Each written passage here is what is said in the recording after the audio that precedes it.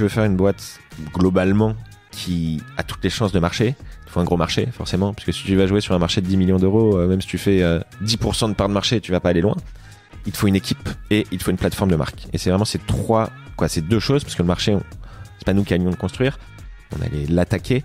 Vraiment l'équipe et la plateforme de marque. Donc je me suis attaché à faire la meilleure équipe possible, parce que l'idée c'est que chaque personne sache exactement s'attaquer aux piliers clés sur la boîte.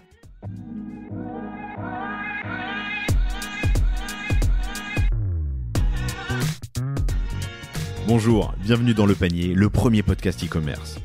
Mes invités cartonnent et me livrent leurs secrets de réussite et les problèmes qu'ils ont rencontrés pour qu'on puisse, ensemble, apprendre à vendre mieux et plus. Mon engagement ici est simple, avoir une conversation sans filtre et sans faux semblants, et à ce que vous repartiez inspiré des succès, mais également des échecs, de mes invités avec les bons outils et les bons réflexes. Je suis Laurent Kretz, cofondateur de Cosa Vostra, agence digitale qui fait des sites incroyables et des strates de communication et d'acquisition sur mesure. On travaille pour des grands groupes comme pour des startups, en France comme à l'international, que ce soit pour lancer un site, refondre un e-commerce, développer un SaaS sur mesure, poser une strate de contenu ou repenser un business model. Contactez-moi sur lepanier@cosavostra.com ou LinkedIn et je me ferai un plaisir de vous répondre. Bonne écoute!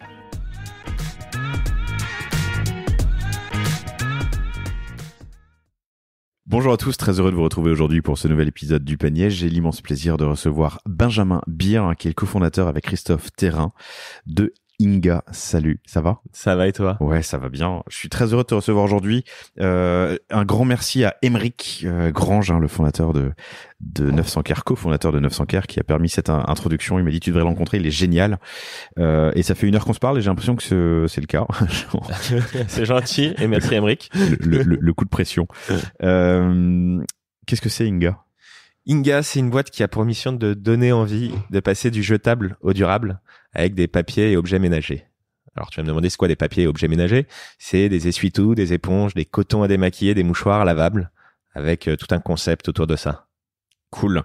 Inga.eco, inga.eco, allez faire un tour, c'est très beau, c'est très frais. Il y a un univers qui est hyper intéressant et ça fait partie des sujets qu'on abordera très rapidement. L'une des premières choses que vous avez faites quand tu t'es lancé, c'est de poser la plateforme de marque. On en parlera assez rapidement. Un autre sujet, donc vous êtes très jeune, même pas 1 an, 6 mois. Ouais, on a commencé la commercialisation il y a 7 mois maintenant. Ouais. Sachant qu'il y a eu une première campagne, mais c'est justement le deuxième sujet dont je veux parler aujourd'hui. Une énorme campagne qui a cartonné, 50 000 ventes, presque 500K de CA sur Ulule. Une première campagne 1 an plus tôt pour faire un test marché, un test produit, un test de réception. Je trouve ça hyper intéressant et c'est les sujets qu'on va creuser aujourd'hui. Pourquoi avoir commencé avec une plateforme de marque si tôt ? En général, c'est un truc qu'on fait, on réalise qu'on en a besoin un peu plus tard, quoi. Bah, en fait, comme tu l'as dit, d'abord, on a fait un test de 3 mois sans plateforme de marque, juste pour comprendre le marché, le besoin client et tout ça. Et quand on a décidé de se lancer vraiment, là, on a fait un gros travail sur la plateforme de marque parce que pour nous, notamment pour Thibaut qui travaille avec nous sur la partie branding, c'est ce qui pose les fondations solides de ta boîte. Ça nous a permis de faire énormément de choix. C'est-à-dire que la plateforme de marque, c'est en gros, OK, t'as un produit, mais quelle est ta mission ? À qui tu vas vendre ce produit et comment tu vas le vendre à ces personnes. Nous, en l'occurrence, nos produits, c'est des papiers et objets ménagers lavables. Mais la question qui s'est tout de suite posée, c'est qui est notre cible ? Est-ce que c'est les hyper écolos ? Est-ce que c'est les écolos ? Ou est-ce que c'est monsieur et madame tout le monde ? On a décidé que ce serait monsieur et madame tout le monde parce que le marché est beaucoup plus gros et que tu as de toute façon plus d'impact. Si tu vends des essuie-tout lavables à des gens qui ont déjà plus d'essuie-tout jetables, t'as pas d'impact. Et donc, comment vendre à monsieur et madame tout le monde ? C'est ça la question qu'on s'est posée. D'où est venue la mission de donner envie ? Puisqu'il y a vraiment une notion de donner envie. Et comment est-ce que tu donnes envie ? C'est en proposant des produits qui vont être efficaces, durables et pratiques. Et à partir du moment où tu poses ça, notamment le mot efficace, tu vas faire des choix sur tes produits. Et c'est toutes ces fondations qui vont, te simplifier la vie, toi, derrière, par rapport à certains choix, notamment quand tu as une boîte à impact, tu as toujours le sujet de, où je mets mon curseur d'impact écologique. Est-ce que je vais faire forcément tous mes produits avec des matières premières naturelles ou pas ? Et c'est sur tout ça, en fait, que ça va t'aider et t'accompagner. Raconte-moi comment vous avez fait pour poser cette plateforme avec ce Benjamin ? Non, pas avec ce... Thibaut. Thibaut. Ouais. Thibaut. C'est beaucoup de temps. C'est aussi bien d'avoir quelqu'un qui est extérieur et intérieur, parce que Thibaut il travaille pas du tout à temps plein chez nous, mais il est quand même associé, il travaille à temps partiel, et c'est beaucoup de questions sur qui on veut être, quelles sont les valeurs qu'on veut générer. Encore une fois, qui sont nos clients, où est-ce qu'on voudra vendre, et après c'est beaucoup de choix à faire. De l'interne, donc des discussions en interne, vous trois, vous quatre. Nous trois exactement. Externe aussi. Il y a un peu d'insight à aller chercher de la data, non? Il y a ça, c'est aussi ce à quoi nous a servi la première campagne, parce qu'on a posé beaucoup de questions aux gens avant leur achat, après leur achat. Il y a des observations, et en général, quand tu fais un travail de plateforme de marque, t'arrives pas avec un truc absolu. T'arrives avec 2-3 pistes. Nous, on en avait sélectionné 2 au final, qu'on a présenté à des gens autour de nous pour avoir des insights. Ce qui était très embêtant, c'est que on avait à peu près du 50-50 sur les 2 pistes. Et après, on est allé sur la conviction. Après, ta plateforme de marque, évidemment, elle évolue. Il y a énormément de choses qu'on a couchées sur le papier il y a 1 an qui ont évolué, mais la base même. Alors, l'ossature n'est pas censé changer trop souvent non plus. Exactement. L'ossature ne change pas. Mais si tu veux, t'as des... Mais la carrosserie, oui. Voilà, c'est ça. Par exemple, on avait mis Inga bien fait pour vous. On voulait que ce soit hyper central, le bien fait pour vous. Et en fait, on l'utilise plus vraiment. Mais... Je le vois dans le logo. Bien fait pour vous. Je comprends l'idée. Je comprends pourquoi vous l'utilisez moins, peut-être. Hyper important ça, on a souvent tendance, surtout quand on bosse avec, souvent tendance, non pardon, je vais pas faire de généralité. Il y a un moment où il faut arrêter la recherche et l'infomarché, l'insight, pour faire confiance aussi faire une belle la part belle à ses convictions. C'est pas toujours évident, tu vois, ce cursus entre là t'as une opportunité marché, voilà comment est perçue telle catégorie de produits, c'est là qu'il faut aller. Ouais, mais je crois que t'as tout à fait raison. Ça, c'est le vrai sujet, c'est savoir quand tu suis ton instinct ou tes convictions, quand t'écoutes les autres. Et de toute façon, il y a qu'une réalité, c'est que belle porte ouverte qu'on est en train d'enfoncer, mais mais de toute façon, tu te planteras. Quoi, de toute façon, tu ne peux que parfois te planter, c'est normal. Intéressant. Alors, on a commencé par la plateforme de marque, on y reviendra tout à l'heure, mais c'est pas ta première expérience. T'as un profil un peu particulier, t'as été comédien, puis producteur, ensuite t'as créé une boîte autour de la culture. Pour arriver à Inga, raconte-moi un peu le fil rouge. Alors, tu l'as très bien dit, mais en gros, il y a toute une suite logique. J'étais comédien et j'ai écrit une pièce. Pour pouvoir faire jouer ma pièce, j'ai monté une boîte de prod. Avant d'être comédien, pardon, je suis désolé, je te coupe, mais vas-y. Prépa HEC, donc tu te destinais à une carrière, des études, commerciales. Disons, pour revenir il y a longtemps en arrière, mes parents ou mon père me destinait à la même chose que lui, école de commerce et tout. Mais non, j'avais toujours voulu écrire et jouer, et j'ai quitté la prépa pour suivre des cours de théâtre. Okay. J'ai appris beaucoup de choses. Ça m'a permis aussi de remettre beaucoup de choses en question. Personnellement, bref, on n'est pas là pour faire une thérapie. Bien sur d'autres podcasts pour faire ça. Non, c'est très intéressant. Et du coup, après, j'ai écrit une pièce. Pour pouvoir faire jouer ma pièce, j'ai monté une boîte de prod. Et en montant ma boîte de prod, j'ai produit d'autres pièces. Et tu peux... T'écris une pièce, pour qu'elle existe, il faut une boîte de prod, c'est ça? Ouais. Et t'en trouvais pas et du coup t'as créé la tienne ou Non, j'en ai même pas cherché. En fait, je savais que personne viendrait me produire. J'étais personne. Je jugerais pas la qualité de ma pièce. Mais du coup, si je voulais qu'elle puisse jouer, le plus évident, c'est de monter ma boîte de prod. C'est ce que j'ai fait. Et après, j'ai produit des pièces de potes. Et en faisant de la prod, j'ai eu l'idée de ma première boîte au théâtre qui était à l'époque des abonnements illimités au théâtre. Et quand je me suis rendu compte que ça intéressait personne, les abonnements illimités au théâtre, ou très peu de gens, je salue les 60 personnes qui ont pris cet abonnement. Qui ont pris un abonnement. Exactement, on a pivoté, on est devenu une carte théâtre, puis on s'est rendu compte qu'en fait c'était très offert en cadeau, donc on est devenu une carte cadeau théâtre, puis un coffret cadeau théâtre, et on a évolué jusqu'à devenir des coffrets cadeaux culturels, et changé de nom, et désormais Culture in the City, qui est aujourd'hui géré par Alison, qui est une super DG, et qui a été racheté par Wonderbox.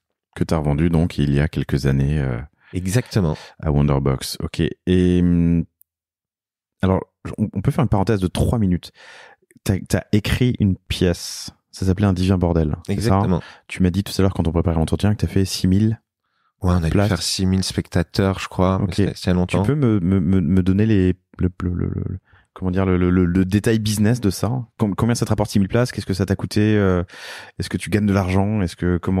Non. Non, tu gagnes pas d'argent. Non, c'est très, très, très dur dans le tas de gagner de l'argent. Bon, je pourrais en parler pendant des heures, mais déjà, à Est-ce Paris... que tu peux en parler en 3 minutes? En 3 minutes? Ouais, allez. Ça fait quoi? Ça te fait 100 000 euros de chiffre d'affaires final? Tu vois, ça coûte quoi, entre 20 et 30 euros la place? Non. 15 euros. Dans les petits théâtres, t'es autour de 10 euros moyen. En fait, le problème, c'est que t'as beaucoup d'invitations. En 3 minutes, tu vas essayer de la faire très vite. Vas-y. Tu as les pièces de théâtre à Paris et en tournée. Tu gagnes de l'argent en tournée. À Paris, tu essaies d'en perdre le moins possible, à quelques exceptions près. Ce qu'on appelle le coût plateau, c'est combien te coûte la pièce un soir. C'est très cher. Pourquoi? Parce qu'il faut payer le théâtre. Il faut payer normalement les comédiens. Il faut payer le régisseur, la communication, ainsi de suite, ainsi de suite. Tu as une beaucoup trop grosse concurrence à Paris. Tu as beaucoup trop de théâtre, beaucoup trop de spectacles. Mis à part le fait que du coup, tu perds en qualité moyenne. Les gens ne savent pas quoi aller voir, donc c'est la guerre pour faire venir des gens. T'as beaucoup d'invitations, énormément de réseaux d'invitations. Si t'es un peu malin, tu peux aller voir pratiquement 90% des pièces à Paris sans payer. Donc, t'as vraiment une énorme concurrence, une guerre des prix qui fait que les prix moyens baissent et l'enjeu c'est essayer de pas perdre d'argent. Les théâtres, eux, ne perdent pas d'argent parce que dans l'immense majorité, ils font de la location, ce qu'on appelle un minimum garanti.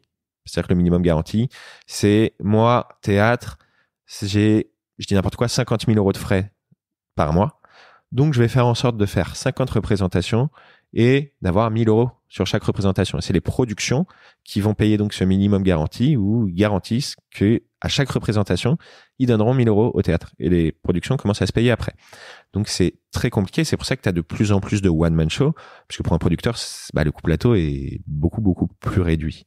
Et c'est un investissement aussi sur le long terme. Voilà un petit peu un résumé en 3 minutes. Après, on pourrait différencier les petits théâtres, les moyens théâtres, les grands théâtres, les théâtres publics, les théâtres privés. Et si tu veux faire un podcast sur le théâtre, on pourrait en parler. Je ferais volontiers un épisode juste sur le milieu pour le comprendre et comprendre un peu comment le drop-down des coûts. Donc, t'as pas gagné d'argent avec cette pièce. J'en ai perdu. T'en as perdu? Ouais. Ouais, si. Et c'est pour ça, mon fils, que t'as quitté ta prépa? Bon. Exactement. Non. Parce que de manière très, très intéressante, mon père s'est rendu compte que j'avais appris plus de choses en montant ma boîte de prod que si j'avais fait une école de commerce. Donc ça va.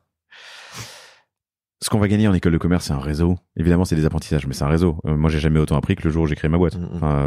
Je pense des cours de compta et asso. Vas-y, c'est-à-dire cours de compta. Oui, c'est important. Cours de compta. Ouais, quand t'as une boîte, que tu sais pas lire un bilan, c'est compliqué quand même. Un peu Et asso. En fait, je pense que si t'as une bonne expérience en asso, c'est quand même c'est pour ça que moi, une des questions que je pose en entretien très souvent en école de commerce, c'est quel asso t'as fait, qu'est-ce que t'as fait dans ton asso. Ok. Parce que t'as des assos comme je crois la course croisière EDEC où t'as des budgets qui sont des budgets de boîte quoi. Et donc t'as 20, 21 piges, tu gères une asso comme ça, je trouve c'est solide, c'est une belle expérience. Ok, j'entends. Je trouve avoir eu une expérience en asso intéressante. J'étais dans une jeune entreprise, je dirigeais un département, c'était cool, on parlait en millions de CA. Ouais. Avec le recul, je me dis que c'était quand même je sais pas si je me ferais confiance à moi, tu vois. Je dis ça de l'extérieur, je l'ai pas vécu. Ok. Culture City que tu développes pendant 8 ans et que tu revends à, je vais pas dire de bêtises, Wonderbox. Ouais, 6 ans je crois. Ouais, 6 ans. Oui, 6 ans que tu revends à Wonderbox. Et donc aujourd'hui Inga. Pourquoi Inga? Ça vient d'où? Quel était le nom? La flamme? Ou la boîte? Non, d'abord l'idée et puis ensuite le nom. Et en fait, après avoir quitté Culture in the City, j'avais plein d'idées de boîtes. Et comment est venue celle d'Inga? En fait, j'avais 2 enfants en bas âge, maintenant j'en ai 3. Et j'en pouvais plus de voir ces montagnes d'essuie-tout jetables. Surtout au moment où on n'arrêtait pas de dire, et on a continué de dire, heureusement qu'on est en train de foutre en l'air la planète, qu'on va laisser à nos enfants. Je trouvais qu'il y avait un côté un peu contradictoire. Donc j'ai regardé qu'est-ce qui se faisait. Et j'ai vu sur Etsy qu'il y avait des essuie-tout lavables qui étaient faites par des couturières. Et je me suis rendu compte qu'en fait, c'était pas marketé, c'était pas industrialisé, qu'il y avait un vrai truc à faire. Et c'est sur ça qu'on est parti sur un premier test. Donc, on a fait un test de 4 mois. On a fait la marque à l'arrache, mais vraiment juste pour comprendre les choses. Et on a fait ce fameux premier Ulule. Et t'avais un produit? Enfin, t'as livré des choses. C'était ouais, on avait un produit. En gros, moi, je suis allé acheter au marché Saint-Pierre du tissu. Je suis allé voir des couturières. Je leur ai fait monter des trucs pour arriver plus ou moins au produit que je voulais. Et je suis allé chercher un industriel pour le faire. Alors là, attention, c'est le moment qui fâche. Mais j'ai d'abord cherché des industriels au Portugal. J'ai pas trouvé. Personne voulait travailler avec nous. Donc, parce que trop petit, parce que c'est un produit qui faisait pas, qui voulait pas développer. Et du coup, j'avais le besoin d'avancer très vite parce que je voulais comprendre ce marché. Donc, on est allé en Chine pour faire cette première production. première production donc faite en Chine et on l'assume, on le cache pas. On reviendra sur la plateforme de marque, mais la transparence est hyper importante et c'est compliqué aussi en fonction de la plateforme de marque que tu vas avoir d'être plus ou moins transparent. On voulait pas être militant, par exemple, je fais une parenthèse, mais c'est poser la question de est-ce qu'on veut être des militants? Engagé ou militant, est-ce que tu es... Exactement. Et en fait, pour beaucoup de raisons, dont le problème de transparence, je trouve que c'est très difficile d'être militant à 100% et parce que tu as le droit à zéro compromis. Et c'est très dur, je trouve. Bref, je referme cette parenthèse. C'est plus facile de tomber dans un écueil quand t'es militant et de faire une erreur dans l'ornière que quand t'es engagé, que tu fais ton max, en fait. Et comme nous tous, d'ailleurs. Et je pense que c'est ça l'enseignement de ces dernières années. Et on essaye d'en faire un max. Mais ça dépend où tu veux mettre ton curseur. Chaque geste compte. C'est ça, exactement. Ouais, okay. Et donc, bref, je reviens sur donc première production, on livre. Il nous arrivait des trucs, voilà, comme dans toute première production, il t'arrive des merdes. Et d'ailleurs, ça me fait beaucoup rire. On m'a beaucoup dit, ouais, sur une boîte consumer, il n'y a pas de barrière à l'entrée. Ça me fait vraiment beaucoup rire aujourd'hui quand je vois toutes les galères de prod qu'on a eu, de logistique, beaucoup de fonds d'investissement. Ils disent, il n'y a pas de barrière à l'entrée sur les boîtes consumer. Beaucoup de fonds généralistes, ouais, te disent que sur ce qu'on fait, en tous les cas, il n'y a pas de barrière à l'entrée. Oui, si tu compares ça à de la recherche sur l'atome, oui, bien sûr, quoi. Ouais, oui, mais bref. Pour moi, il y a quand même un paquet de barrières à l'entrée. Et donc tu trouves des partenaires quand même en Chine pour produire. Exactement. Oui, continue. Donc on fait une première production, on livre les gens, bon, plein de galères et 5000 ventes quand même. 5000 produits vendus, ouais. 5000 produits vendus, pardon. Ouais. Et derrière tous les signaux sont au vert, c'est-à-dire une bonne acquisition digitale, on voit qu'il y a un besoin, on voit que les gens qui nous achètent sont pas que des écolos, on comprend tout. Et c'est sur ça que je suis allé chercher Christophe, mon associé opérationnel, qui vient de chez 55. Je voulais quelqu'un d'hyper complémentaire. C'est-à-dire que, bon, on va dire, je suis plus ou moins extraverti, impulsif, j'ai plein d'idées. Et Christophe, c'est quelqu'un vraiment qui vient du conseil, expert en digital, qui est posé. Et donc, on se complète très, très bien. C'est ce que je voulais. Je voulais quelqu'un, comme je viens de le dire, qui vient et de l'univers du conseil et expert en digital. Et après, on est allé chercher une ingénieure textile à Marion, parce que bon, c'est bien d'être bon en digital, c'est bien d'avoir une vision, mais si t'as personne pour faire un bon produit, c'est embêtant. Et donc, on allait chercher Marion en produit. Ok, qu'est-ce que t'as appris sur cette première campagne? Tellement de choses. Bah, vas-y. Déjà, on a appris que fallait pas... Déjà, t'as fait quoi? T'as fait 30K, hein? Ouais, exactement. 30K, dont à l'époque, 18K grâce à Ulule. Alors c'est important, chers auditeurs et auditrices, parce qu'on va y revenir après. Tu as considéré sur ta deuxième campagne que Ulule était ton e-com. Ulule t'a apporté des ventes, mais la grande majorité, c'est toi qui allais les chercher. Donc là, tu m'as dit t'as fait 30K sur 500 produits environ, ça fait 60 euros de panier moyen. Et sur les 30K, t'as 18K qui sont venus d'Ulule. Exactement, grâce à leur fameuse newsletter. Mais on y reviendra sur la deuxième campagne, on a fait beaucoup moins avec des meilleures stats. Et je t'expliquerai pourquoi. Très bien. Mais ouais, exactement 30K. Qu'est-ce que ça nous a appris? Déjà, ça nous a donné des infos sur les consommateurs. Ça m'a appris qu'une campagne Ulule, ça se prépare à l'avance, longtemps à l'avance. Je crois qu'Aymeric en avait parlé d'ailleurs. Mais on peut en reparler. Mais nous, on n'a pas travaillé assez longtemps à l'avance, pour le dire. Et puis après, j'ai découvert aussi qui seraient mes consommateurs, quels sont les messages qui parlent, comment ne pas se faire bannir de Facebook. Parce que aussi on a été bloqué sur Facebook. Il nous arrivait toutes les galères au monde. Pourquoi tu as été banni de Facebook? Alors d'abord on a été bloqué parce que on disait que nos produits étaient écologiques. Sauf que pour Facebook le mot écologique, en tout cas pour nous, égale politique. Mais du coup si tu n'as pas un compte politique, tu es bloqué. Ensuite va te faire débloquer, ainsi de suite. Quoi, c'est plein de petites galères. Ensuite on a eu le compte piraté aussi sur Facebook. Ça a été pas mal. Pourquoi? Comment? Qui a eu le mot de passe? Alors non, c'est du Cambodge, je crois. En fait, on a commencé du jour au lendemain, je vois 10 fois plus de dépenses que le budget qu'on avait à l'origine. Et puis je regarde et je vois des pubs en cambodgien qui dirigent vers un site cambodgien. Et du coup, on déclare à Facebook. Facebook nous bloque. Ils ont dû mettre 5 semaines à régler le problème. Heureusement, c'était à la fin de notre test. Donc, juste pour comprendre comment ça s'est placé dans le temps sur cette première campagne de test, tu as la recherche produit, la livraison de premier batch et la campagne. En gros, j'ai le début d'idée en mars. Fin mars, on commande les produits, mais du coup, c'est un peu loin. C'est ou peut-être mi-avril, le temps que je fasse développer par les couturières. On lance notre... Et alors, tu fais développer... Oui, pardon, j'y reviens. Ouais. Vas-y, continue. Donc, on lance, je crois, fin mai ou début juin, la campagne. Elle dure 4-5 semaines. Ensuite, on a fait 5-6 semaines sur Shopify pour continuer à tester d'autres choses. Un tout petit peu sur Greenwiz, un tout petit peu sur Encore Store, pareil, pour tout comprendre, tout tester. Et mi-novembre, ou même avant, peut-être mi-octobre, on a tout arrêté et on a tout reconstruit.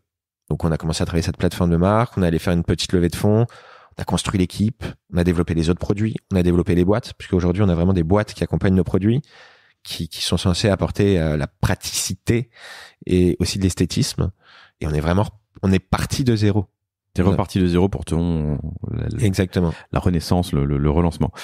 Ok, t'as fait développer les produits par les couturières, tu les as envoyés à des manufactures au Portugal qui ont dit non, tu les as envoyés ensuite à des manufactures en Chine qui ont dit oui. Ouais, en fait j'avais un intermédiaire en Chine, okay. Je connaissais quelqu'un qui a une boîte qui fait de l'import-export, et je lui ai dit trouve-moi s'il te plaît un industriel qui va me le développer, ils l'ont fait, et après il est arrivé, il y avait des problèmes, on a fait refaire.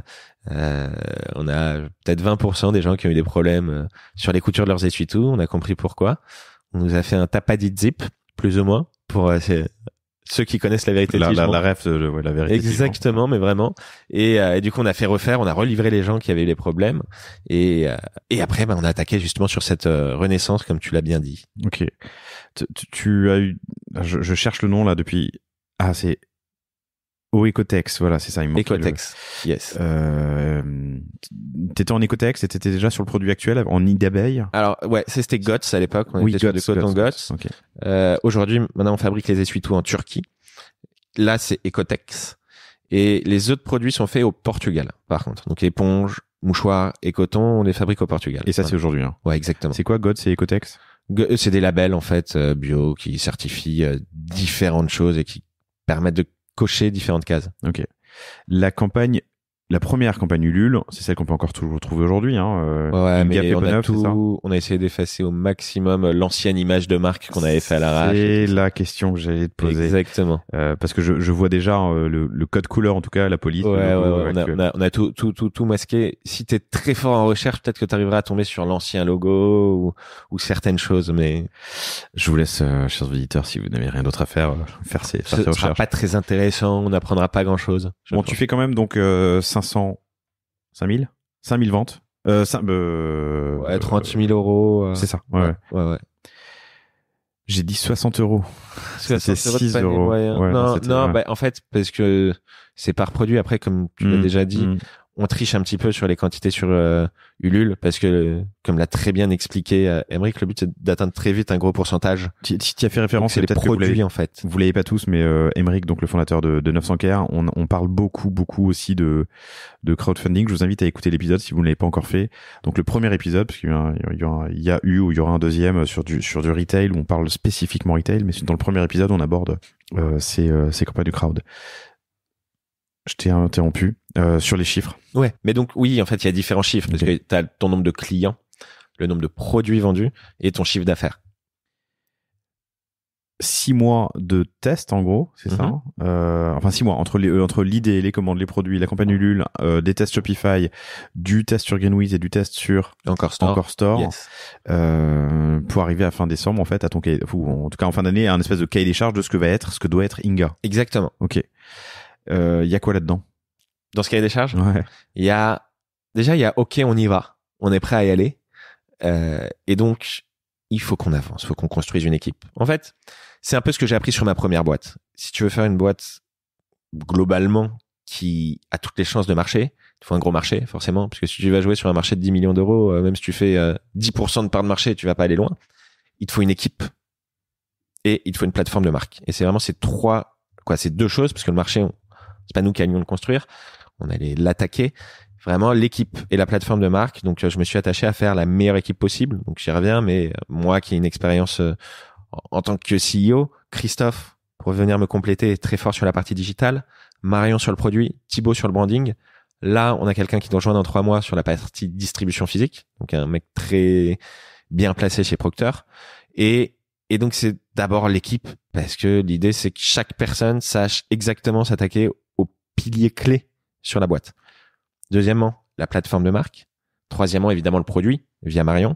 Et quatrièmement, des sous. Parce que il faut dire la vérité, si tu veux avoir une campagne qui cartonne, maximiser les chances de carton, il faut de l'investissement. Tu peux avoir 1 ou 2 boîtes qui vont faire une très grosse campagne avec des investissements minimes, mais il y a un facteur X. Nous, je pense Quoi, en tous les cas, on avait prévu de faire une très très très grosse campagne, mais on a mis tout ce qu'il fallait pour. On a l'équipe, on a investi et on a passé du temps. Et c'est hyper important, mais il faut le dire, quoi. Si tu veux cartonner, il faut investir. Et je te laisse parler. Mais voilà. Raconte-moi comment faire. Donc, c'est marrant, tu as dit, on a prévu de faire une grosse campagne. Tout le monde prévoit de faire une grosse campagne. Tout le monde espère faire une grosse campagne. Ouais, mais en fait, il faut mettre toutes les chances de ton côté. On avait déjà fait une première campagne. Je vais chercher, quand tu vois, Christophe, expert en digital. On s'est fait accompagner par quelqu'un que cite aussi Aymeric, qui s'appelle German de chez Crowdybox, qui est spécialisé dans l'accompagnement des campagnes de crowdfunding. On a mis beaucoup de temps à développer notre plateforme de marque. Ça nous a pris 2 à 3 mois avec, encore une fois, Thibaut, qui est un tueur là-dedans. 2 à 3 mois? Ouais. German Bruno, c'est ça? Exactement. Crowdybox, CROWDYBOX. Et donc, une boîte qui aide Exactement, qui t'aide dans tout ce qui va être prévente. Aide les entrepreneurs à trouver les ressources et le soutien dont ils ont besoin pour donner vie à leurs idées. Et donc, j'imagine, principalement en crowd. Okay. Voilà. Donc, tu vois, on est passé par lui, on est passé par une agence de DA qui nous a coûté assez cher pour faire toute la DA. On est passé par un cabinet spécialisé en design d'objets pour faire les boîtes de nos produits. On a beaucoup investi, mais parce que c'est la première étape de notre boîte, si tu veux, la campagne de crowdfunding. Et l'idée, c'est aussi de se poser la question, pourquoi est-ce que je fais une campagne Ulule? C'est-à-dire que les objectifs peuvent être hyper différents. Nous, notre première campagne Ulule, l'idée, c'était juste nous dire, valider une thèse. Notre thèse, c'est, OK, on va aller sur ce produit, sur ce marché. Est-ce que ça peut marcher? OK, ça a été validé.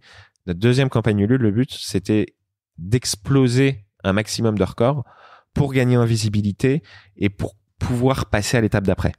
Et tu peux avoir plein d'autres objectifs sur une campagne Ulule. Ça peut être financer tes produits. Tu peux en avoir plein. Mais c'est hyper important de comprendre, OK, quel est mon objectif? Sur notre première campagne, le but, c'était juste de valider quelque chose. Donc, on a investi très peu parce que on a investi ce qu'il fallait pour comprendre et valider. Sur la deuxième, notre but, c'était d'aller très haut, très loin. Donc, on a investi. Et au début, c'était pas rentable, quoi. Faut le dire. Le premier mois de campagne, jusqu'à la fin de... La campagne a duré 5 mois. Exactement. 500K, 470K en... Okay. Exactement. En gros, on a eu 4-5 semaines de campagne normale. Et ensuite, les prolongations. On a fait des prolongations assez longues. Mais parce que, et c'est pour ça que je disais que on n'a pas fait une pré-campagne assez longue. Pourquoi c'est hyper important de faire une pré-campagne? Je redis ce qu'a dit Aymeric pour ceux qui n'ont pas écouté, mais c'est hyper important. En fait, tu vas faire une pré-campagne où tu vas faire de la collecte de leads. Donc, tu vas faire des ads sur, en général, Meta, où tu vas aller chercher des mails, en redirigeant vers une landing page. Et sur cette landing page, les gens vont entrer leur mail. Tu vas tester 2 choses, en fait. Tes ads. Tu vas voir quels ads marchent, sur quelle cible, et tu vas roder un peu l'algo Facebook. Et tu vas aussi tester ta landing pour voir quel message plaise aux gens, qu'est-ce qui fait que les gens me laissent leur mail, et ça va te permettre de préparer ta page de campagne Ulule. Nous, on a fait que 1 mois et demi, où ça ne nous a pas permis d'assez roder. On est allé chercher pas mal de leads, mais pas assez. Et on a continué à roder en début de campagne. Et tu penses que tu aurais dû faire plus du coup? Oui. Et c'est quoi les résultats de ta pré-campagne? Combien d'emails et quel coût? Franchement, c'était loin, je me rappelle plus. C'est Christophe qui les gérait en plus, mais on était sur des leads assez chers. On devait être sur des leads à 80 centimes ou 1 euro. 1 euro, ce qui est très cher. Ouais. Mais il y a un moment où voilà, on s'est dit on y va. Et au début de la campagne, on continue à payer cher. Et puis au fur et à mesure... Attends, au début de ta campagne, tu ne fais plus du lead vers une... On faisait les deux. On continue à faire et collecte de lead et achat direct pour voir qu'est-ce qui marchait le mieux, tout ça. Le problème, aujourd'hui, on parle des problèmes de tracking sur Facebook, sur Ulule, encore plus compliqué. Mais bref, on a itéré, et c'est à partir de la 4e ou 5e semaine sur Ulule que ça a commencé à vraiment prendre, parce que le temps que l'algo se mette en place, qu'on pousse les bonnes ads, et après on a lancé les prolongations, et c'est là que ça a explosé. Quel coût avant de lancer ta campagne Ulule? T'as une idée? Juste ads? Alors, ads plus les assets, la marque, enfin la vidéo, mais en ads, tu l'as en tête? Ads, ouais, je pense qu'on a dû dépenser 4-5 000. Avant? Avant. Et ensuite, après Ensuite, de mémoire, que je te dise pas de conneries, je pense qu'on a dû dépenser 20 000 avant que ça commence à exploser. 20 ou 30 000. Donc, et on était pas rentable. Dont les 4-5 premiers, ouais, c'est ça? Ouais, exactement. Quand je dis qu'on n'était pas rentable, c'est on faisait plus que 20 ou 30 000 chiffres d'affaires, mais quand tu prends en compte nos coûts, ouais, exactement. Et on a commencé vraiment à être rentable juste avant les prolongations. Ensuite, on a lancé les prolongations, ça a explosé, on avait des vrais beaux ROS, et on s'est dit, tant que tant que ça Tant que prend, c'est positif, on continue, pousse, on continue, quoi. on Ok. continue, on continue. Et après, on a vécu tous les aléas d'un e-commerce habituel, les explosions de CPM en fonction de certaines périodes, voilà. Mais à partir de la 3e, 4e semaine, c'est devenu notre e-commerce, en fait, Ulule. On a fait de l'acquisition digitale que sur Meta et ça a pris. Mais donc, quand même 20 à 30 cas d'ads jusqu'à trouver ce sweet spot et ce Exactement. ad market fit, je sais pas si ça existe. Et sinon, bam, j'étais le C'était premier. très bien dit. Ouais, mais j'allais dire, c'est très bien trouvé. Et les assets, les vidéos, enfin, tu vois, le setup de ta campagne, parce que tu m'as dit que t'as fait appel à un cabinet DA, t'as fait appel à Crowdybox. On est passé par Com pour les vidéos. Je sais pas si tu vois, KOM, qui font des super vidéos, mais qui ont le prix de super vidéos. On n'a pas compté. Tu vois, genre là, on attaque, on est en cours de 2e levée. Et si tu veux, le message que je dis à nos premiers BA et à tout le monde, c'est, en fait, notre première année, c'était l'année où on a, entre guillemets, cramé de l'oseille. Alors, cramer, c'est pas le bon terme, parce que on l'a pas dépensé n'importe comment, mais où on a investi, parce que ça coûte de faire une belle marque. T'as des contre-exemples. Unbottled, ils ont fait une marque extraordinaire sans investir trop, mais tu trouves toujours des contre-exemples. Maintenant, nous, ça nous a coûté de l'argent, on investit, et maintenant, on capitalise sur ça. Mais t'as un ordre de grandeur?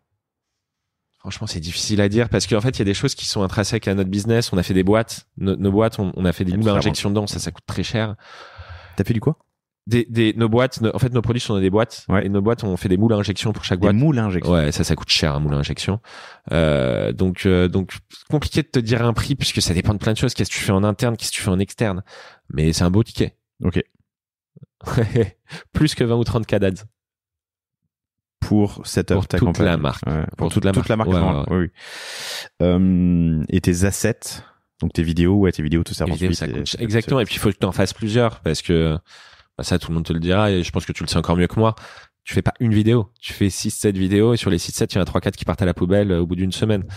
Tu peux jamais savoir à l'avance qu'est-ce qui va marcher comme vidéo. Bon, en tout cas, donc la sauce prend à partir de la 3e, 4e semaine. Là, t'ouvres les prolongations et tu te sers de Ulule comme de ton e-com, c'est ça? Exactement. Donc tu inclus aussi dans tes coûts, ça te rajoute quand même tes... alors je sais plus quelle est la commission? La com, ouais. Si c'est à 8%, je crois. 8%.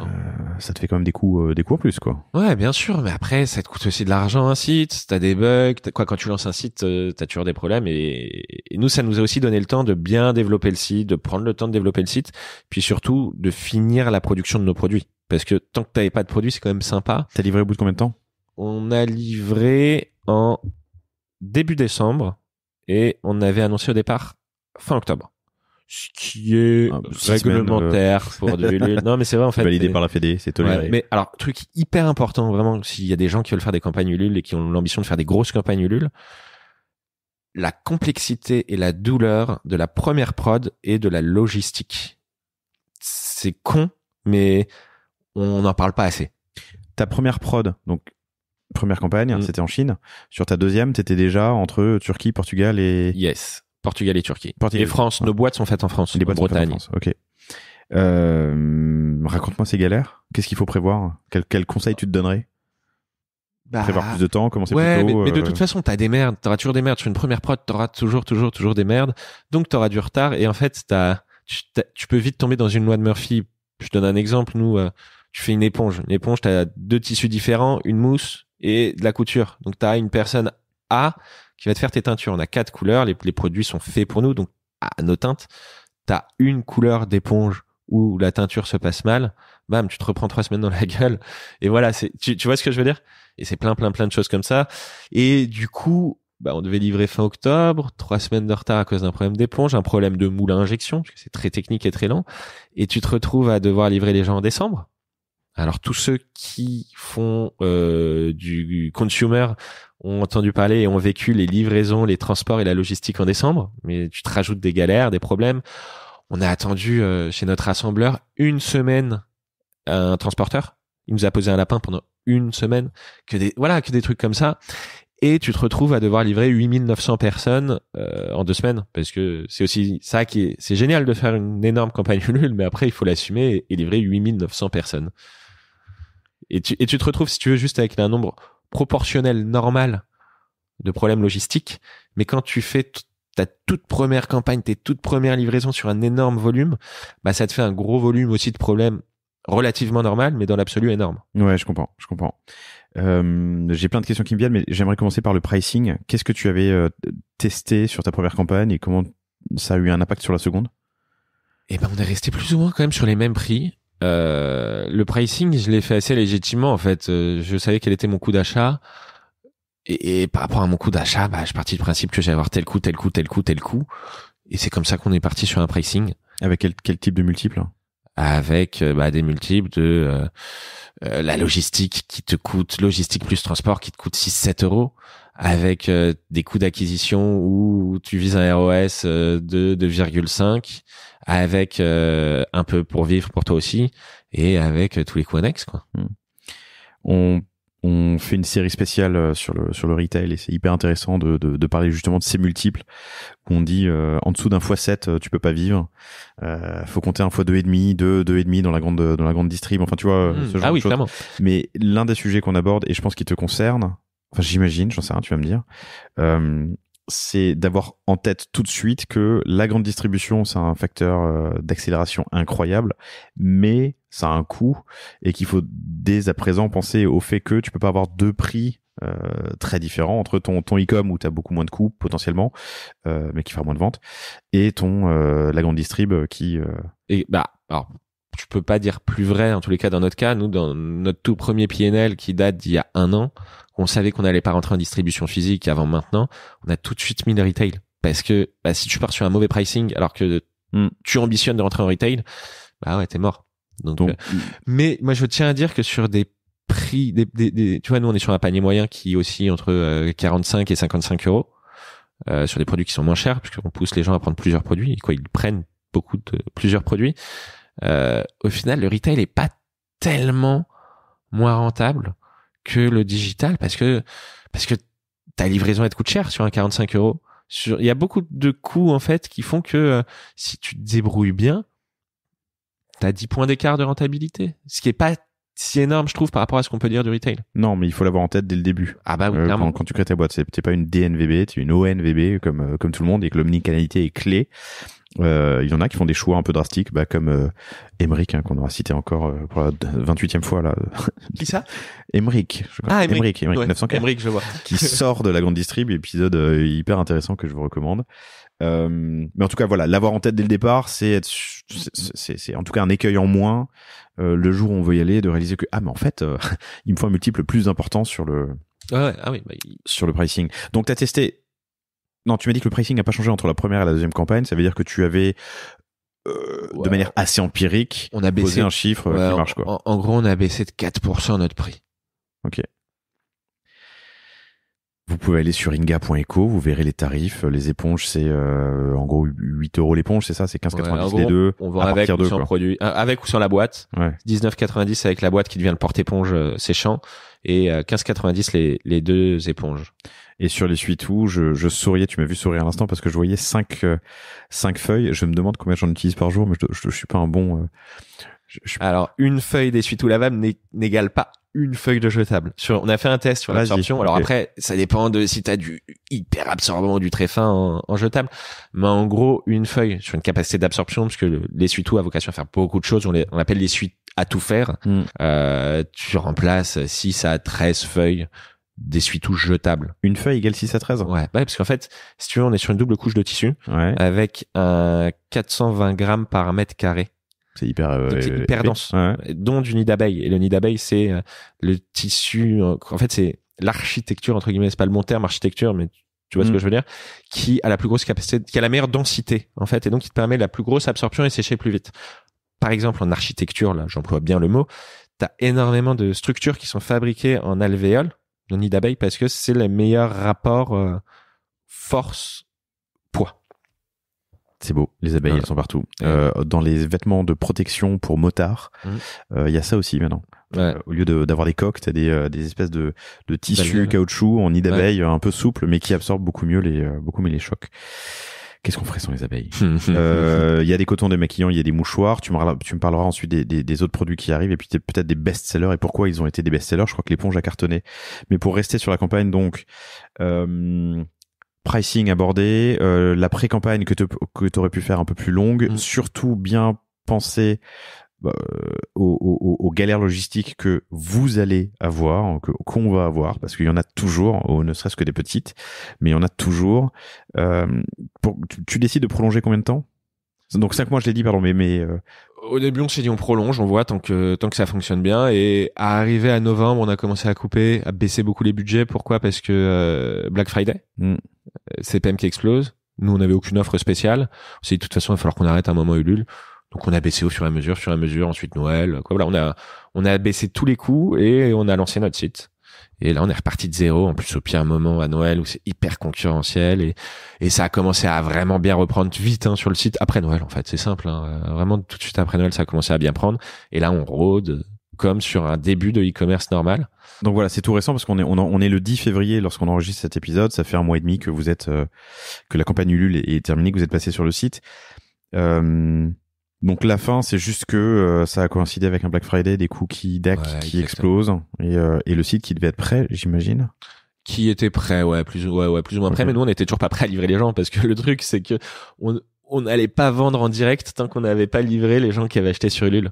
Donc on a lancé en pré-vente au début le site toujours et voilà, 2 choses juste, je tiens à dire hyper importantes sur la campagne Ulule. Pour ceux qui veulent en faire une, pensez au bon timing, au moment fort. Il y a plusieurs moments forts, dont la fin de campagne et le moment où potentiellement vous serez dans la newsletter Ulule. Et il faut pas que ce soit, par exemple, pendant une semaine de solde. Nous, tout à l'heure, en off, je crois que c'était en off, je te disais qu'on a fait plus d'argent sur notre première newsletter, sur notre première campagne, sur la newsletter Ulule de notre première campagne que sur la deuxième, alors que notre taux de conversion était bien meilleur, notre taux de clic était bien meilleur. Pourquoi? Parce que lors de la deuxième, la newsletter Ulule dans laquelle on était la première semaine des soldes. C'est con, mais ça, je pense que ça nous a fait perdre 15 000 balles. Ok. Donc, il y a plein de trucs comme ça bien pensés. Et la deuxième chose, c'est ton panier moyen. Faut pas se dire, même si vous avez un produit où le prix d'entrée serait de 10 €, il faut faire du pack. Les gens sont assez bienveillants, surtout les early adopters Ulule, c'est-à-dire pas ceux que tu vas aller chercher en digital sur Facebook, mais les gens sont là pour tester un produit et donc ils sont OK pour mettre un panier moyen assez élevé.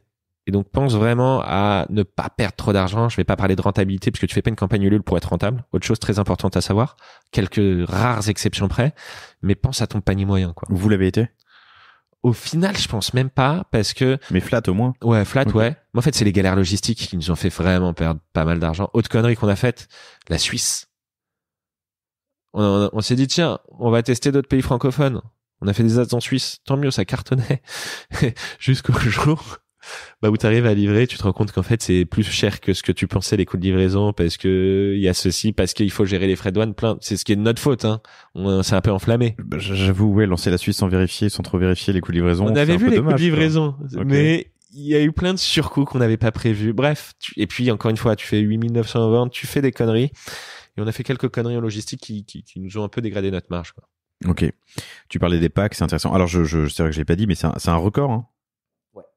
Historique. Ouais. D'après le bandeau Ulule, numéro 1 record historique. Je vois tes packs, effectivement, t'as un pack solo à 29 au lieu de 39 avec 25% de réduc, mais t'as le pack trio qui a cartonné à 65 € au lieu de 90.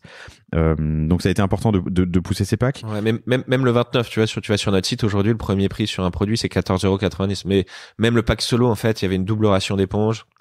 On a ajouté un filet à linge, un savon, parce que t'es obligé. Si tu veux ne pas perdre trop d'argent. Ok, compris. Intéressant.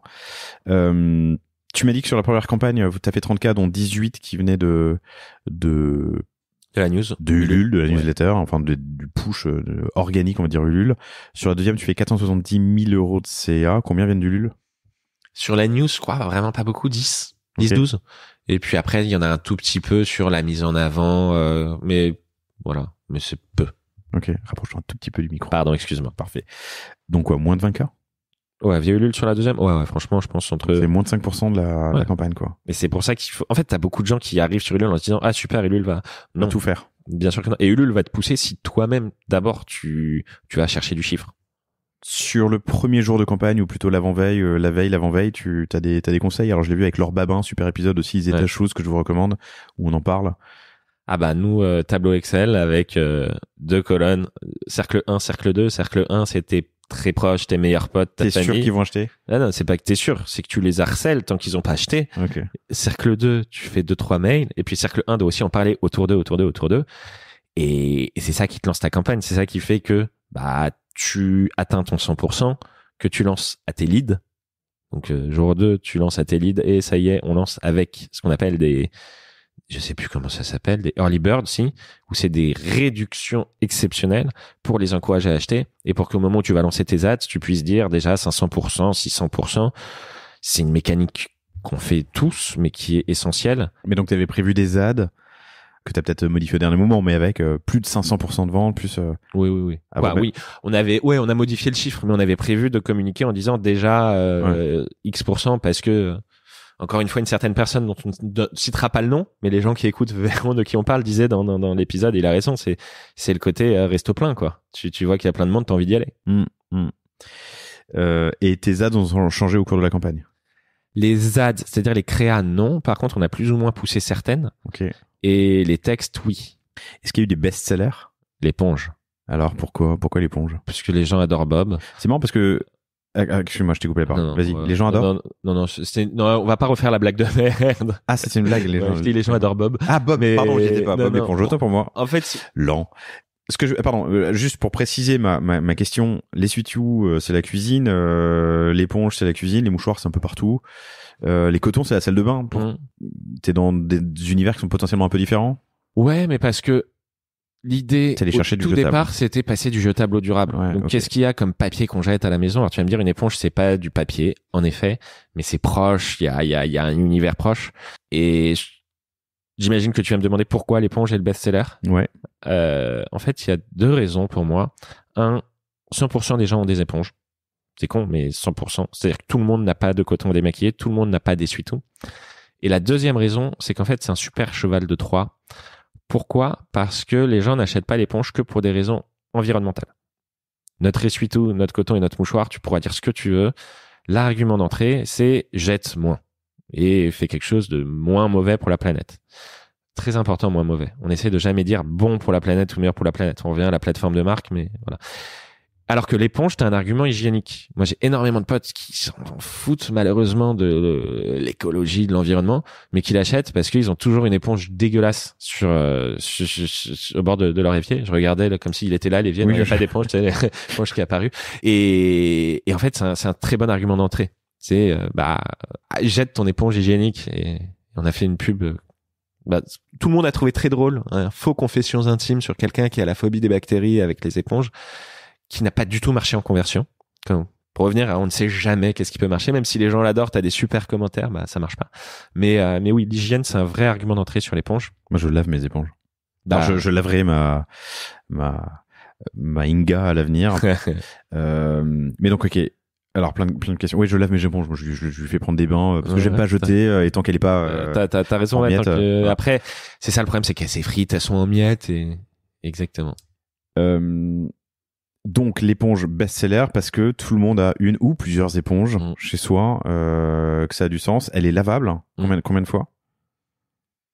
Une 50aine, 60aine, 100aine de fois. Ok.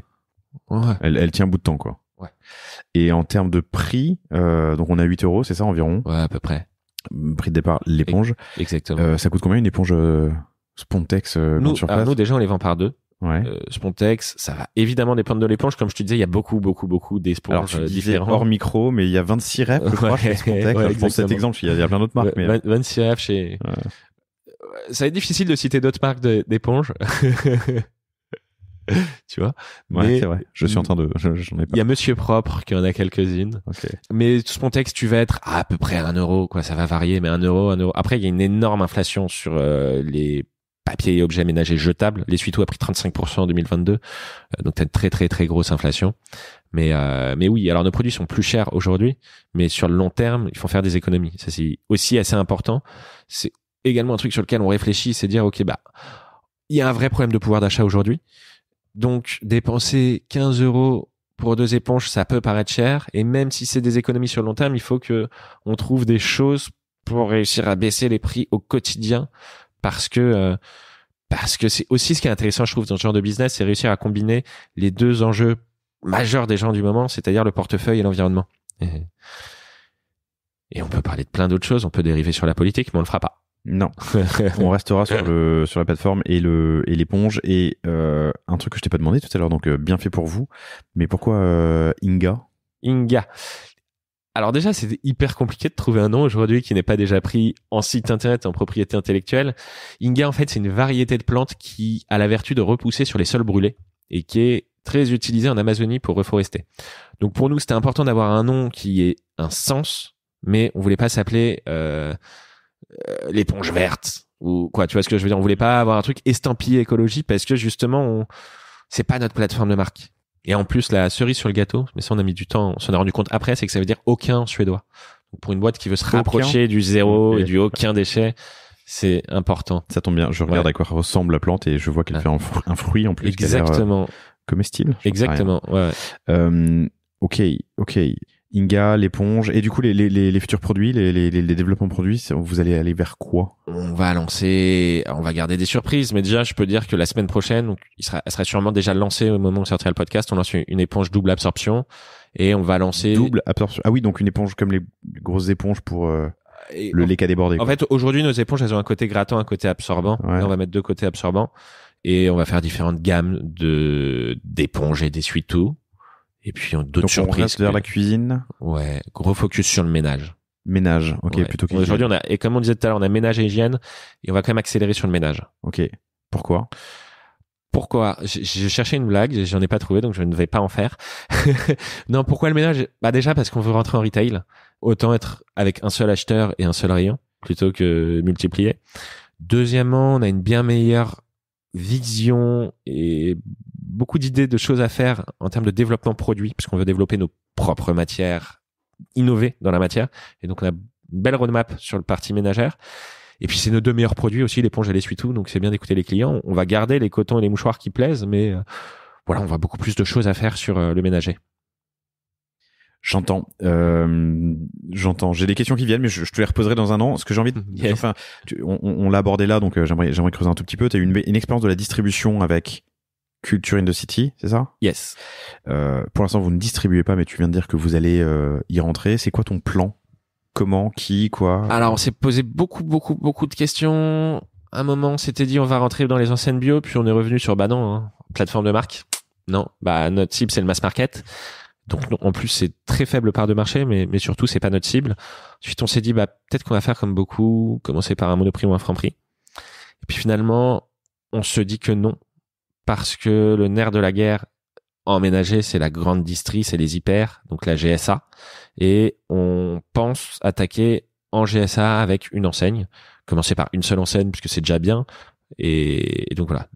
Aujourd'hui, notre stratégie, c'est attaquer une enseigne de GSA. Une enseigne de GSA, donc hyper. Ouais, mais on veut lever avant. Ok. Pourquoi? Parce que ma conviction, et c'est un peu celle de toute l'équipe qui connaît le retail dans la boîte, c'est que si tu veux marcher en retail, il faut être vu. Et pour être vu, il faut avoir du merch, des meubles et du passage terrain.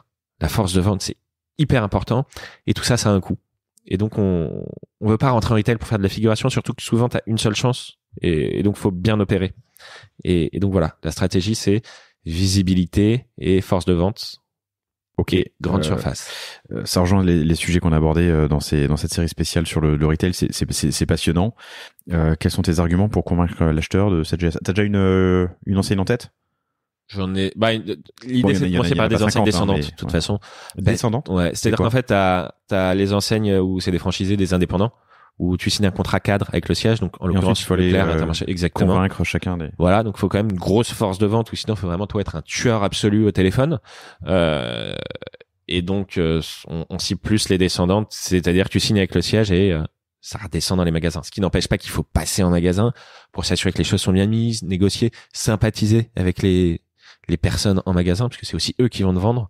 Et voilà, parce qu'en fait, ce qu'il faut pas oublier, c'est que quand t'es un produit pas trop connu et une marque pas trop connue, demain... Il y a un usage pas trop connu. Exactement. Personne va venir chez Auchan et dire « Bonjour, je vais acheter une éponge Inga, s'il vous plaît. » Donc, si t'es pas visible, tu iras pas. Et si t'as pas des gens pour te donner de la visibilité sur le terrain, tu seras pas visible. Donc, Mais ça, c'est une dépense qui va être importante. Enfin, on se lance pas comme ça. Ça veut dire une force de vente, ça veut dire 10 personnes qui quadrillent la France. Non. Bah, après, c'est aussi une question de choix. C'est-à-dire que t'as différentes manières. Tu peux te dire, bon, bah, j'ai 50% de mes magasins sur une ou deux régions. Donc, je vais prendre un mec qui va faire le tour de ces régions.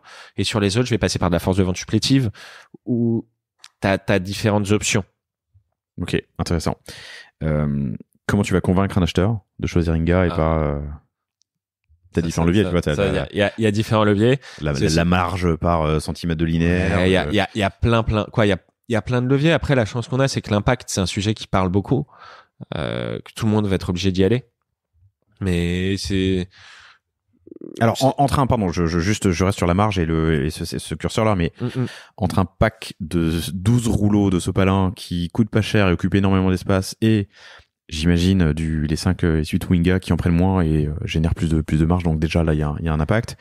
Exactement. Oui, t'as une marge brute pour le distributeur qui est beaucoup plus forte par mètre de linéaire, ça c'est sûr. Ensuite, tu as de l'apprentissage de l'évangélisation, ça on compte sur tes équipes et éventuellement, j'imagine, la PLV. Et on en revient à la plateforme de marque. Tu vois, quand on a fait la plateforme de marque, dès le début, on s'est dit on va être une boîte en retail. Tu vois, on a un univers hyper coloré. Pourquoi ? Parce que demain, quand on va... Exactement. Parce que si tu ressors dans le rayon, au moins t'attireras l'œil. Si tu ressors pas, bah t'attireras pas l'œil. On a beaucoup de retours de gens qui nous disent ce serait bien que vous ayez des produits, des tons un peu plus taupe, gris, parce que l'univers des cuisines, on le sait, et c'est un truc qu'on va développer parce qu'il y a une demande, il y a un besoin. Mais premier objectif, c'est être visible. Et on en revient encore à l'importance de comment tu développes ta plateforme de marque et que tu penses déjà où tu seras dans 1 an, 2 ans, 3 ans. Vous pouvez aller sur le site inga.eco pour revoir si vous l'avez pas encore fait, pour voir les produits. C'est effectivement coloré, enfin surtout l'éponge et l'essuie-tout qui ressortent particulièrement. Qu'est-ce que tu n'as pas prévu pour ton lancement en grande conso ? Ouais. Bah, déjà, comment est-ce que je suis sûr à 100% de convaincre l'acheteur que je veux, rentrer dans les bonnes conditions, quoi. Il y a tout ça. Faut pas oublier que t'as beau avoir une stratégie, tu dépends quand même beaucoup de personnes de l'extérieur. Et c'est là où ça devient beaucoup plus complexe, je pense, et c'est pour ça qu'on a recruté un directeur commercial qui va bientôt nous rejoindre, qui est expert en la matière, parce que moi, je considère que c'est pas ma grande force d'aller convaincre un acheteur, même si l'histoire, je la raconte bien, les arguments, je les maîtrise, mais c'est un métier. C'est un vrai métier. Et c'est pour ça que j'en reviens à l'équipe. C'est hyper important, c'est chaque chose est un métier. Et t'as beau avoir de l'expérience en plein de choses, quoi. Faut bootstrapper, improviser des choses, évidemment. Faut Exactement. Do things that don't scale. Faire des choses qu'on peut pas pousser à l'échelle. Mais pour l'accélération, c'est bien, effectivement, de mettre chaque chose à sa place, chaque personne à son poste, quoi. Exactement. Et anticiper le futur aussi. Parce que si tu rentres avec des conditions de merde parce que tu voulais absolument rentrer, 1 an, 2 ans plus tard, tu peux te retrouver embêté. Cool. T'as fait ton site en Shopify. Tu t'es posé la question? Pas une seule seconde. Ok. Qu'est-ce que t'as appris sur cette... Vous l'avez fait avec une agence? Avec Tamara Agency. Ok. Pourquoi vous n'avez pas appelé Cosa Vostra? Très franchement, je t'avoue que c'est Christophe, mon associé, qui s'en est occupé. T'as vu comment je rejette c'est ça. Bravo. En plus, Christophe qui est un énorme fan du panier. Salut Christophe, c'est toi que j'aurais dû inviter. Ou pas, justement, d'ailleurs. Ok, des apprentissages? À quel niveau? Sur la création de ton site internet, des conseils, est-ce qu'il y a eu des... Alors, encore une fois, moi j'ai regardé de loin parce que c'est pour ça que je vais chercher un expert du digital. Maintenant, je vais donner 2-3 évidences, mais mobile first, j'ai envie de dire. Tenter de faire une UX simple, puis regarder ce qui se fait, regarder les states. Nous, on s'est beaucoup inspiré d'un site que j'ai trouvé formidable. C'est Byte. Je sais pas si tu le connais, un site qui fait du dentifrice, qui est fantastique, mais faut pas hésiter à s'inspirer de ce qui marche, quoi. Parfois, faut pas réinventer la poudre. Mais exactement. Byte, tu vois, on a voulu réinventer l'éponge, c'est pas bien. Bits.com, Bytes, B-I-T-E, toothpaste, bits.com, voilà. Ok.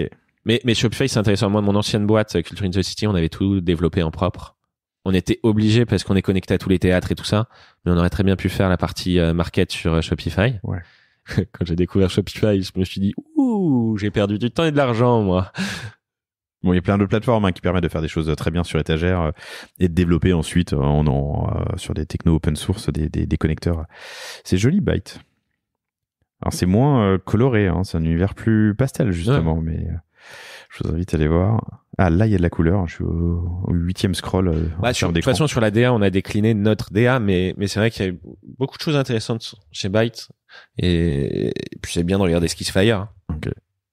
Tu te fixes quoi comme objectif pour Donc, on est début 2023. C'est quoi l'objectif? Si on se reparle dans un an, tu m'annonces quoi? On se donne rendez-vous dans un an. Objectif large, parce que ça va dépendre de différentes choses, mais entre 2,5 millions et 4 millions. Sur l'année qui vient. Ouais. C'est fat. C'est un objectif, mais il faut être ambitieux. Entre 2,5 millions et 4 millions. Bon. Et du coup, implanté en grande distrib, sachant que ça va prendre, ça peut prendre 6 à 8 mois, quoi. Et négo, appro, quand on rentre, quand est-ce qu'on lève? Ça dépend de plein de choses. Notre gamme produit, à quel moment tu lances tes nouveaux produits? Parce que des nouveaux produits, ça t'augmente aussi ton chiffre d'affaires. Donc, il y a beaucoup de facteurs qui font que on peut faire du simple au double. Les points d'attention qu'on a listés avec Aymeric, avec aussi Emilien de Cabaya qui participe à cette série spéciale sur le retail, c'est attention à la première commande. En général, il y a une demande, une commande, on va dire, le mois 1. Il va y avoir une facturation quand elle est livrée le mois 2, 3, 4 en fonction de tes appros. C'est du BFR positif à avancer, donc ça peut être compliqué. C'est bien aussi de faire de l'affacturage, du factor à ce moment-là. Et entre le moment où la commande est livrée, la facture est émise et que l'argent tombe, parce qu'il y a un délai de règlement, il peut se passer encore 1, 2, 3 mois. Donc ça veut dire qu'il peut y avoir un BFR de 6 mois sur ces commandes de grande conso. Et quand on rentre en grande conso, en grande distrib, c'est pas des commandes, c'est pas des petites commandes, c'est des grosses palettes à envoyer. Donc ça peut être un risque. Donc ça aussi, il faut bien l'avoir en tête. Clairement. D'où la levée de fonds potentiellement. Mais on dit qu'il faut pas lever pour financer son BFR. Non, mais après tu peux aller chercher de la dette après avoir levé pour. C'est ça. Enfin voilà, t'as des moyens. Mais combien tu lèves? L'objectif c'est 1 million. Ok. On veut pas lever trop. Ok. Tu acceptes des petits business angels ou tu veux juste un fonds? Non, on est ouvert. On n'est pas spécialement focus sur les fonds pour le coup. Ok. Ouais. Ok. Cet épisode sort dans les jours à venir. Je sais pas quand, courant février. Tu veux la lever et clore? Normalement, on devrait clôturer en avril, début avril. Bon, ça va, on aura le temps. Benjamin Bir, B-I-R sur LinkedIn. Ou Thomas Christophe, rien à voir. Ouais. Le mec est perdu. Tu peux aller voir Thomas de chez 900. C'est ça. Christophe Terrain, TE2RIN sur LinkedIn aussi. Et évidemment, allez faire un tour sur inga.eco pour voir, commander les produits. T'as un code promo? Tu peux me faire un code promo? Eh ben, pour nos auditeurs. Oui, il sera actif au moment où ça sert, mais si, panier. Panier. Allez. Le panier. Allez, le panier. Allez, tout attaché, minuscule et majuscule. 1% de réduction. Non, je rigole. Non, un beau pourcentage surprise. Un beau pourcentage surprise. Le panier, tout attaché pour vous, chères auditrices, chers auditeurs. C'était très sympa, Benjamin. Merci infiniment. Merci à toi. Merci encore à Aymeric. Qui ça? Aymeric. Pour cette intro. Et je vous souhaite à tous une excellente journée, soirée, week-end, run, course en voiture ou télésiège. Exactement. Puisque Benjamin écoute des podcasts une fois par an sur les télésièges. Salut. À bientôt. Salut. Merci d'avoir écouté cet épisode du panier jusqu'au bout, j'espère qu'il vous a plu. Si c'est le cas, abonnez-vous pour ne rater aucun épisode, parlez-en autour de vous et surtout laissez-moi une note et un commentaire 5 étoiles sur Apple Podcast. N'hésitez pas non plus à le partager à chacun de vos amis dans le business, chaque nouvel auditeur est une victoire. Si vous avez besoin de lancer ou refondre votre site internet, de créer un Shopify ou un WooCommerce, de performer avec une stratégie de contenu efficace, n'hésitez pas à me contacter à l'adresse lepanier@cosavostra.com. On se fera un plaisir de vous répondre. Et enfin, et surtout, inscrivez-vous à la newsletter du panier sur lepanier.io. À bientôt pour un prochain épisode.